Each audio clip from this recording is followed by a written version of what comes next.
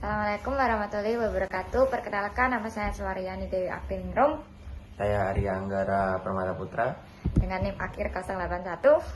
dengan NIM akhir 009. Di sini saya akan mempresentasikan tugas besar kami dari mata kuliah sinyal dan sistem, yaitu analisis perbandingan transformasi Fourier dan transformasi Z untuk pemrosesan evaluasi kualitas menggunakan PNSR.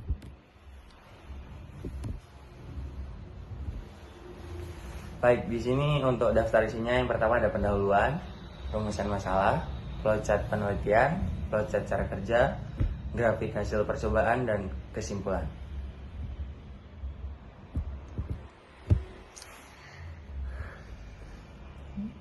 Untuk pendahuluan di sini ada transformasi Fourier dan transformasi Z memiliki keunggulan masing-masing dalam proses pemrosesan sinyal. Transformasi Fourier sangat berguna dalam analisis sinyal dalam domain frekuensi kontinu, sedangkan transformasi Z lebih cocok untuk sinyal diskrit dengan sifat sistem linear tak berubah waktu atau LTI. Namun pemahaman dalam mengenai performa kedua transformasi ini dalam kaitannya dengan evaluasi kualitas menggunakan PSNR masih perlu diteliti lebih lanjut untuk mengidentifikasi metode yang lebih efektif dan efisien dalam konteks tertentu. Penelitian ini bertujuan untuk mengimplementasikan dan mengevaluasi penggunaan transformasi Fourier dan transformasi Z dalam pengolahan citra digital dengan fokus pada pengaruh masing-masing metode terhadap kualitas gambar. Melalui pendekatan ini diharapkan diperoleh pemahaman yang lebih mendalam tentang keunggulan kedua metode tersebut. Selanjutnya, pada penelitian ini terdapat rumusan masalah, yaitu ada 4. Yang pertama adalah bagaimana pengaruh penggunaan filter berbasis transformasi Fourier dan transformasi Z terhadap kualitas citra hasil pemrosesan. Yang kedua, seberapa besar perbedaan kualitas citra yang dihasilkan, faktor apa saja yang mempengaruhi hasil pemrosesan citra pada kedua metode seperti parameter filter atau dan transformasi. Yang keempat, yaitu metode mana yang lebih efektif dalam mempertahankan detail citra dengan distorsi yang sangat minimal. Oke, selanjutnya di sini ada flowchart penelitian. Pertama dimulai, lalu dilanjutkan dengan studi literatur, lanjut dengan latar belakang, lalu rumusan masalah, perancangan program, lalu dilanjut dengan pengujian program. Apabila pengujian programnya tidak terjadi, kembali ke perancangan program. Apabila pengujian programnya telah selesai, dilanjutkan dengan analisis dan pembahasan, kesimpulan, dan selesai.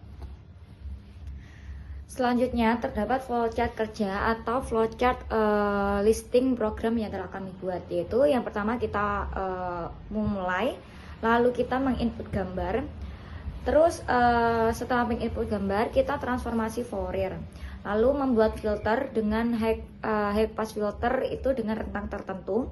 Selanjutnya transformasi Z itu juga dengan rentang nilai eksponensial tertentu. Selanjutnya evaluasi hasil. Jika kita nilai-nilai parameter yang kita buat itu berhasil, kita akan langsung ke output gambar dan selesai. Jika evaluasi hasil itu kurang tepat, kita akan mulai dari transformasi Fourier lagi.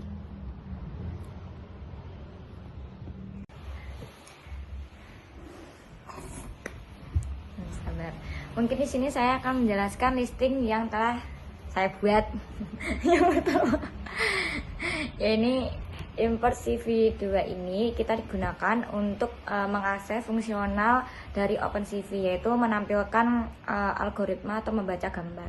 Yang kedua itu nanti ASNP itu kita menggunakan untuk digunakan untuk perhitungan numerik atau matriks yang telah kita gunakan. Selanjutnya kita menggunakan Matplotlib PLT itu digunakan untuk visualisasi gambar menggunakan Matplotlib.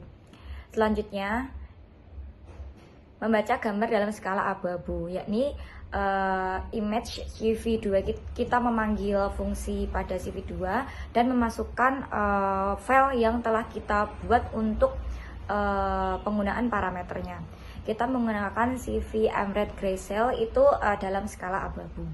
Selanjutnya dalam transformasi Fourier kita menggunakan depth apply Fourier image. Kita menggunakan NP kali FFT kali FFT2 itu untuk melakukan transformasi Fourier 2 dimensi, yakni karena kita menggunakan gambar dan mengubah dari domain spesial ke domain frekuensi. Selanjutnya kita menggunakan yang ini, NP FFT kali FFT shift T F transform, yakni kita untuk menggeser frekuensi 0 ke tengah spektrum. Selanjutnya kita menggunakan magnitude spektrum 20 kali NP log NP kali ABS F per shift plus 1, yaitu spektrum magnitude. Menghitung spektrum magnitudo yang menunjukkan kekuatan komponen frekuensi. Jadi nanti yang muncul yakni frekuensi rendah dan frekuensi tinggi akan kelihatan.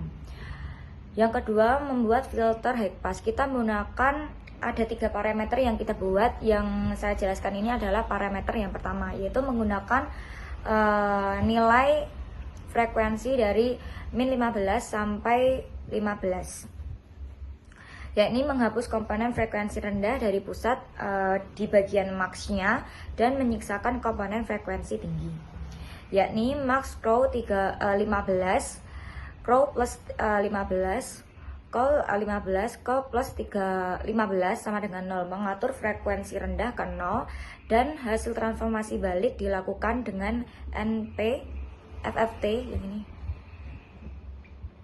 2 filter read 1, mengubah kembali ke domain spesial. Selanjutnya ke transformasi Y, yakni kita menggunakan teknik memodifikasi citra berdasarkan parameter eksponensial, yaitu nilai A.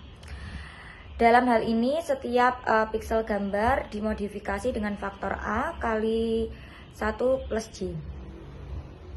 Selanjutnya yang bergantung pada posisi piksel I dan J. Pada parameter yang pertama, yakni parameter 0.95,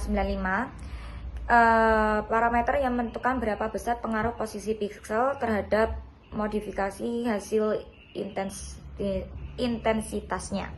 Hasil gambar kemudian dinormalisasikan sehingga nilai piksel berada dalam rentang 0,255. Kenapa kita pakai 0,255? Biasanya dalam gambar itu paling bagus itu nilainya 255 sampai ke 0. Jadi 255 itu ke bawah. Mengapa kita menggunakan nilai 225 dengan bit 8, yakni kita menggunakan nilai integer bit 8 karena biasanya pada gambar itu memakai bit. Selanjutnya dilihat pada percobaan kedua dengan merubah nilai parameternya saja dengan nilai frekuensi rendah dari min 30 hingga 30 dengan transformasi Z dengan nilai eksponensial 0,999 yang mendekati 1. Dapat dilihat pada hasil transformasi Fourier, nilai yang lebih tinggi pada frekuensi rendah min 30 hingga 30 ini lebih buruk dibanding pada percobaan pertama. Tapi pada transformasi Z, hasil pada nilai eksponensial 0,999 yang mendekati 1 itu nilainya hampir sama dengan gambar asli.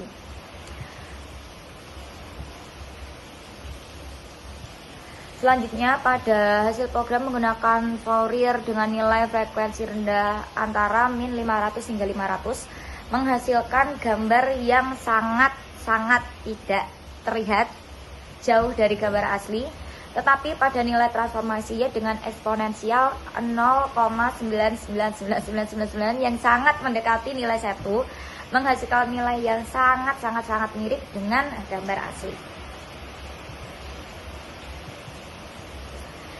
Yakni pada kesimpulan pada penelitian kali ini, yang pertama, Transformasi Fourier dan transformasi Z memberikan pengaruh yang berbeda terhadap kualitas citra. Transformasi Fourier efektif dalam menggeser dan mempertegas detail tepi atau manipulasi komponen frekuensi global. Dapat dilihat yang paling terbaik itu adalah percobaan yang pertama, nilai min 15 sampai hingga 15. Terutama ketika menggunakan max kecil yang menjaga keseimbangan antara detail informasi global. Yang kedua adalah perbedaan kualitas citra yang dihasilkan oleh kedua metode terlihat pada nilai PSNR. Transformasi Fourier menunjukkan nilai PSNR tinggi saat menggunakan max kecil yang saya bilang tadi, min 15 hingga 15, tetapi nilai PSNR menurun drastis pada max besar yaitu min 500 hingga 500 karena banyak informasi global yang dihapus. Selanjutnya, pada kesimpulan ketiga, faktor yang mempengaruhi hasil pemrosesan citra pada kedua metode ini meliputi ukuran max pada transformasi Fourier dan nilai eksponensial A pada transformasi Y yang saya jelaskan tadi dengan 3 parameter yang berbeda.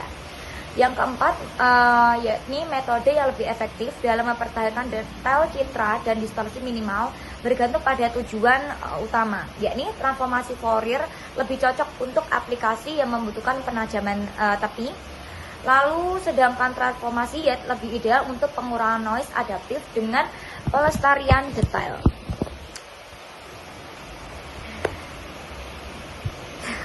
Sekian, terima kasih.